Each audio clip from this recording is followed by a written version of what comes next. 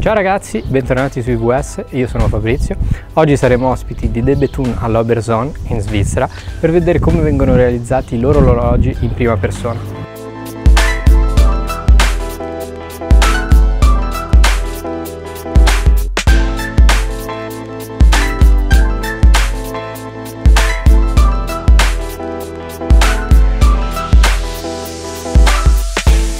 Come vi dicevo, De Bethune è un marchio particolarmente giovane, nato nei primi anni 2000, quindi circa 20 anni fa, e che ha un credo, un motto principale che lo distingue da tutti gli altri marchi nell'orologeria, che è quello di non fare di più, ma fare meglio. La mente dietro a questo motto è quella di Denis Flageolet, uno dei maestri orologiai più importanti degli ultimi anni, che porta avanti il credo di questo marchio indipendente. L'idea alla base della filosofia di De Bethune consiste nel guardare al passato e ricordarsi come erano considerati gli orologiai in quell'epoca. Parliamo quindi di personaggi come Breguet, che erano più scienziati che orologiai, erano fabbri, erano artigiani, ed è qui che torniamo proprio a De Bethune, perché è questo che il marchio cerca di fare in questo momento: creare orologi sempre più all'avanguardia, sia a livello tecnico che a livello estetico, ma non fare di più, ma fare meglio. E parlando proprio di innovazione e di maestria di De Bethune, il marchio ha ricevuto ben 2 premi nel 2018 e nel 2021 al Grand Prix d'Horlogerie de Genève.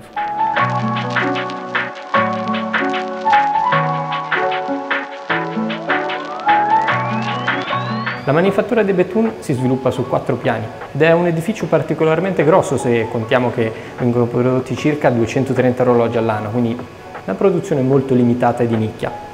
Al piano di sotto vengono realizzate tutte le componenti dell'orologio. Partendo da un singolo blocco vengono realizzate le platine, ad esempio, o anche componenti più piccoli, fino ad arrivare a davvero componenti microscopiche.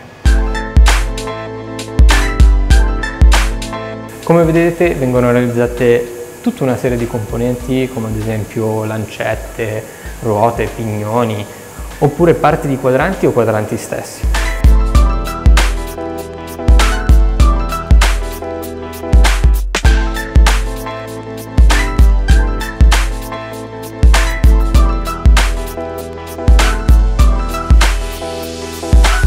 In questa parte della manifattura vengono realizzate tutti i tipi di lucidatura, dalle componenti più piccole fino nell'altra stanza alle componenti della cassa.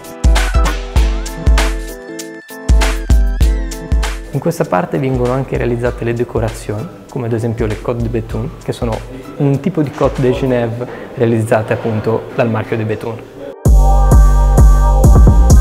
I tecnici che vedete sono dei veri esperti, perché lucidare il titanio è uno dei lavori più complicati nell'orologeria. De Bethune utilizza il titanio nella maggior parte dei propri orologi, lo lucida a specchio, lo rende azzurrato o di diversi colori. Questa parte è dedicata all'assemblaggio e alla realizzazione di alcune componenti un pochino più particolari, come ad esempio la luna caratteristica di De Bethune.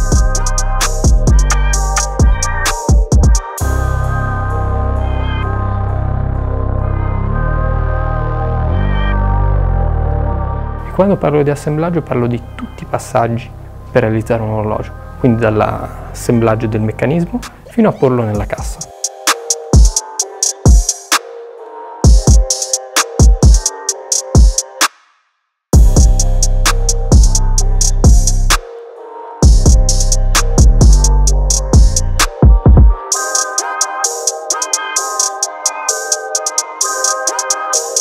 La maestria di questi orologiai è davvero unica, come pongono le componenti all'interno del quadrante o come assemblano il movimento finale.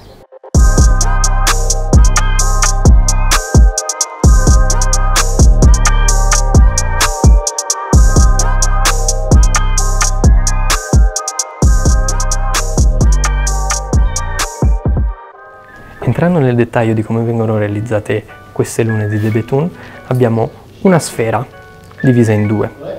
Una parte realizzata in acciaio e una parte realizzata in palladio. Quando viene scaldata la luna come un singolo blocco, la parte in acciaio cambierà colore, quindi diventerà da un brunito fino a un giallo, da un giallo fino a un violaceo, per poi arrivare a quel blu intenso di cui vi parlavo. Per ottenere il blu bisogna stare particolarmente attenti perché il cambio di colore avviene in poco tempo, quindi tenendo troppo la luna sotto la fiamma si otterrà un grigio quindi non avremo colore. Siccome il processo è realizzato a mano da una persona, non ci saranno mai tempistiche identiche, quindi il colore varierà, il blu sarà diverso da orologio a orologio. Parlando delle caratteristiche e delle innovazioni di De Bethune, potremmo prendere in considerazione le anse fluttuanti, che permettono a orologi di dimensioni piuttosto generose di stare al polso di qualsiasi persona. Poi potremmo parlare dei DB28GS e del nuovo John Player Special. Questi orologi hanno una particolare dinamomeccanica che funziona un pochino come quelle nelle biciclette. Attivando il tasto Ore 6 potremo attivare un LED che illuminerà tutto il quadrante. Il funzionamento di questo orologio è totalmente meccanico, quindi l'energia per far funzionare la dinamo è presa dal movimento. Le fasi lunari di De Bethune non hanno solamente un ruolo estetico, ma anche funzionale. Sono accurate con un margine di errore di un giorno su 122 anni.